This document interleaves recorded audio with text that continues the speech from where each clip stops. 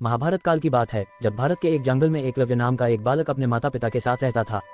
वह अनुशासित बालक था और उसके माता पिता ने उसकी परवरिश अच्छे संस्कारों के साथ की थी। एकलव्य की धनुर्विद्या में बहुत रुचि थी, लेकिन जंगल में इसके लिए साधन उपलब्ध नहीं थे। इसलिए वह गुरु द्रोणाचार्य से धनुर्विद्या सीखना चाहता था।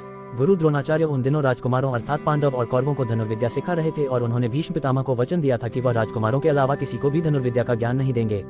जब एकलव्य अपना निवेदन लेकर गुरु द्रोणाचार्य के पास आया तो उन्होंने उसे अपनी विवशता बताकर वापस भेज दिया। इस पर एकलव्य बहुत दुखी हुआ, लेकिन उसने ये प्रण लिया कि वह द्रोणाचार्य को ही अपना गुरु बनाएगा।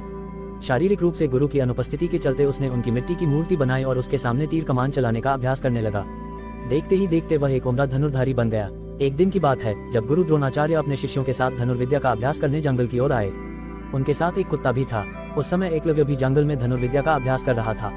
ऐसे में जब कुत्ते को जंगल के एक ओर से आवाज आई तो वह उस ओर जाकर भौंकने लगा, जिससे एकलव्य की एकाग्रता भंग होने लगी। इस वजह से कुत्ते को चुप करवाने के लिए एकलव्य ने उसके मुंह में कुछ इस प्रकार बाण चलाई कि उसका भौंकना भी बंद हो गया और उसे कोई चोट भी नहीं आई। कुत्ता वापस द्रोणाचार्य के पास भाग गया।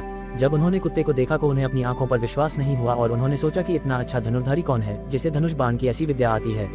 जब उन्होंने जाकर देखा तो उनके सामने हाथ में धनुष लिए एकलव्य खड़ा था।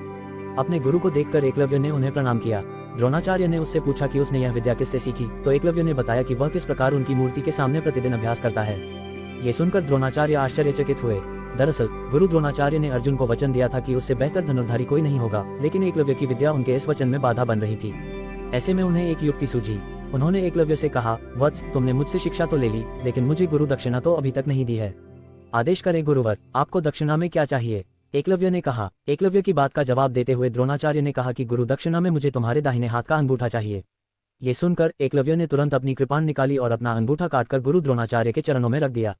इस घटना की वजह से एकलव्य का नाम एक आदर्श शिष्य के रूप में आज भी याद किया जाता।